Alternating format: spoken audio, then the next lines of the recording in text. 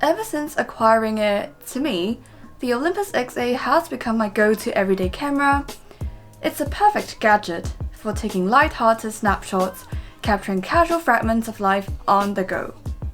After shooting merely a few rolls on it, I knew that the camera will be with me on many more rolls to come, as I was able to point out quickly in this earlier video, 3 months into owning the XA.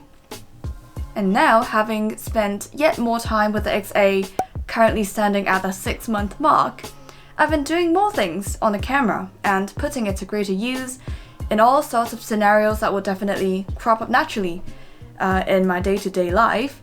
There is therefore quite a few things that I've learned about what the camera could do, especially in relation to shooting at night and using the flash unit.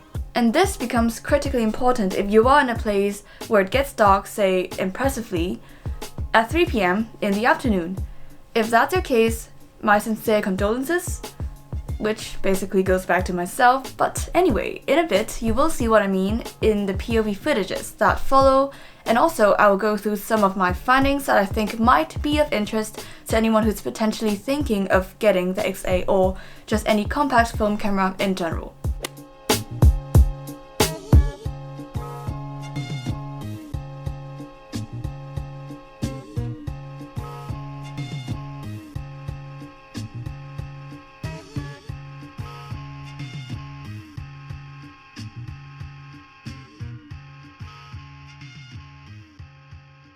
That evening, the park was super crowded. I think it was when the cold spells hit London. I tried operating the camera with gloves on, but soon realized that it was a total disaster, and so I took them off. I did manage to take some photos, but to be honest, in most of these shots I was too cold to actually know what I was doing.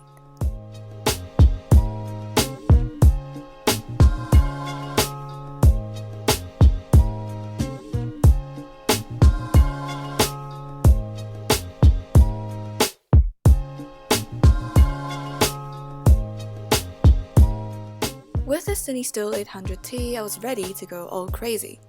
I rested the XA on a tiny space, which was supposed to be the barricade, and carefully waited for the cars to move. Since I wasn't using a tripod or anything proper, I suspect that rather than lengthening the exposure time, it would be wiser to maximize the amount of motion via other means. One of which is to wait till the cars are moving across the frame laterally, rather than shooting them as they move to and fro relative to the camera.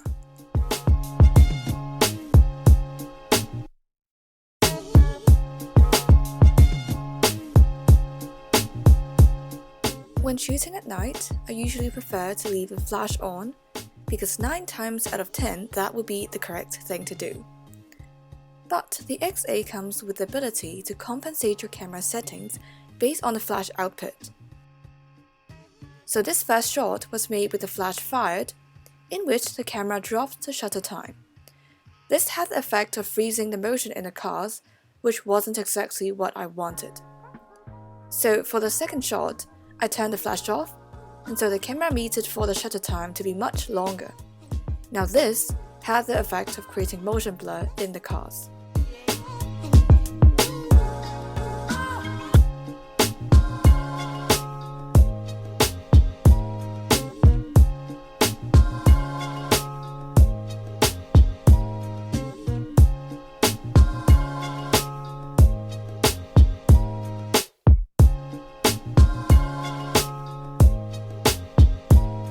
I wish I could share with you as well the music that the people were dancing to, because these were such great classics.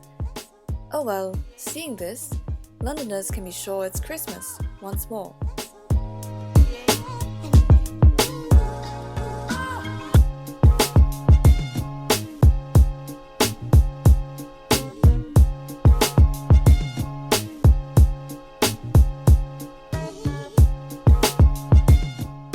Me being a mind reader, at this point, you are probably looking at the screen wondering, and also low-key irritated by the fact that the footage looks so shaky. Well, that's because the cart was quite literally shaking in the wind. And it wasn't just a cart that I was in, but in fact, all carts on a wheel, really.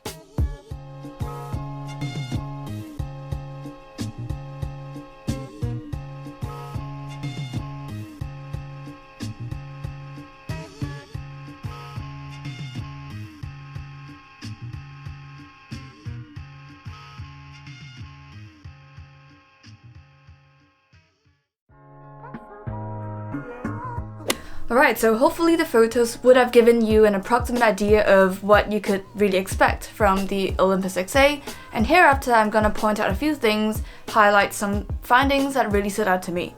The first thing that you might want to note is the fact that the bokeh is square.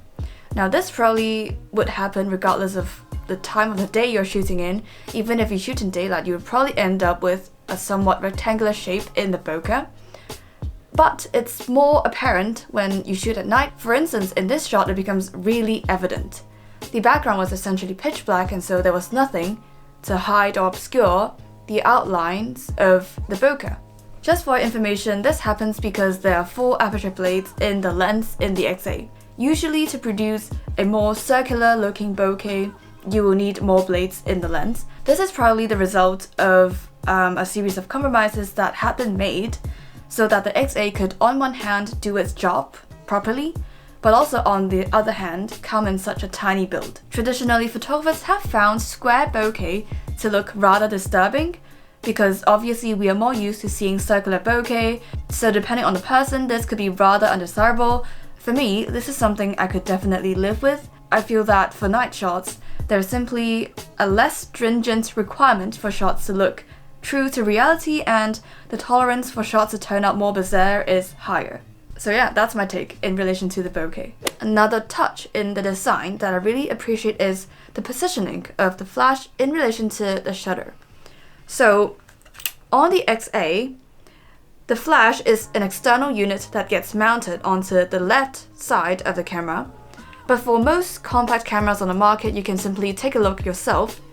Many of them have a flash that's kind of built in the camera body itself. So I imagine that it would have been embedded somewhere here for many of the models. And for many models, you will even have to mount the flash externally, vertically on top of the shutter.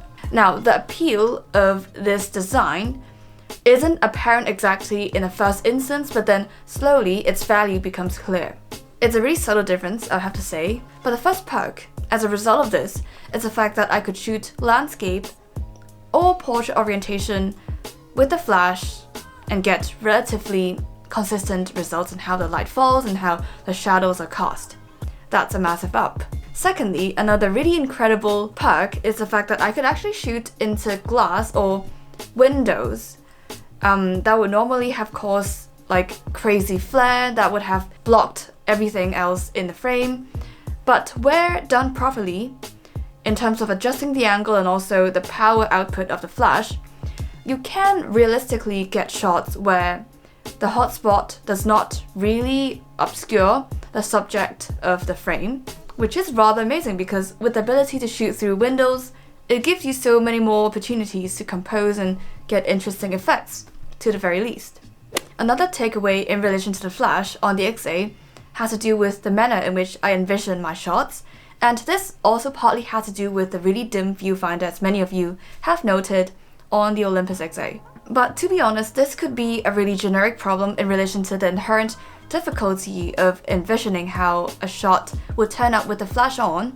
It probably has more to do with the understanding of light rather than the understanding of the XA. For many of these shots, I did not realize that there were people whose faces you could identify in the foreground or especially towards the edge of the frame. Because the viewfinder was so dim, I thought that these people would not matter because they would have been so dark that they wouldn't show up in the final shots. So I went ahead to do the shots while firing the flash, thinking that the crowds, the positions would not matter because they would simply be too dark to be seen.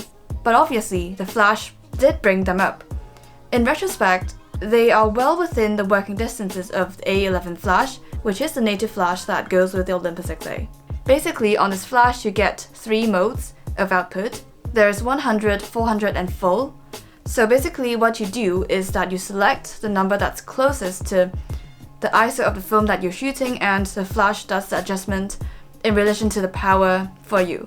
So to work out the effective distance that a flash could reach, Olympus has provided us with these figures known as guide numbers.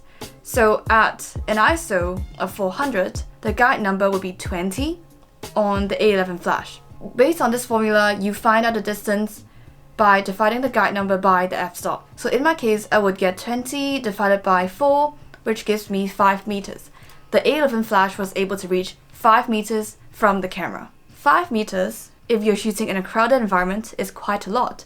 As a result, you will most likely include quite a bit of unwanted materials in your shot. So knowing this, I would have composed many of these shots differently, paying greater care as to the position of the crowds and how they're moving into and out of the frame. Based on the official specs released by Olympus, the longest shutter speed that's possible on the XA is 10 seconds. 10 seconds, that's really fascinating. If you leverage it to the full, there are so many things that you can do with this little pocket camera. Now, I did attempt to make some long exposure shots that features motion and light trails and whatnot, but I must admit that I've not come even remotely close to the limit of 10 seconds. Most of these shots that I made were probably shot in the range of around 1/2 to 1/3 of a second. You know, I can't be sure because the camera is an aperture priority camera, and unless you look really closely or else you don't really see what exactly the shutter speed was at the moment of the exposure. But judging from the length of the light trails and whatnot, I think that would be a good guess. There were some shots where I think I got quite decent motion blur and that I think the streaks looked fine, but there were also other shots where the streaks weren't nearly as long as I envisioned them to be. For instance, in this shot, I was hoping to get something like a hyperbole flying across the sky, but obviously I epically failed.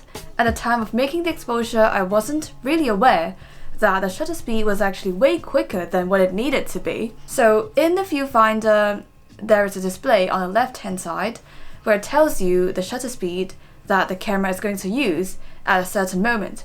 The issue with the scale is that if you exceed the intervals on the scale, you basically get no indication whatsoever what the exact shutter speed is. For instance, in this case, it would have been difficult for me to tell if the shutter speed is 2 seconds or 10 seconds. Basically, you get a needle pointing somewhere below the 1 second interval and that's it. And so it's hard to tell what exactly the shutter speed is when you're making an exposure. And that being said, it's probably going to be an issue moving forward, even now that I'm aware. Based on how the XA is designed, if you want to lengthen the shutter, it's either one of the two things. It's either you stop down on the aperture or you rate your film at a lower ISO. It is really important that us as photographers, we move around, see what's happening and document other people's lives and bring their stories to light. However, it's also incredibly important that we document our own lives. This is something that I encourage you to do, and that is why I made this video, to share with you the bits and pieces that I've learned about this little gadget that I have with me. As of now, so far, I think it's done an incredible job documenting my own life in which I am the protagonist. So yeah, if that's what you're into, stay tuned. I will surely come back with more insights as a follow-up to this video. Thanks so much for watching. I will see you next Saturday. Bye!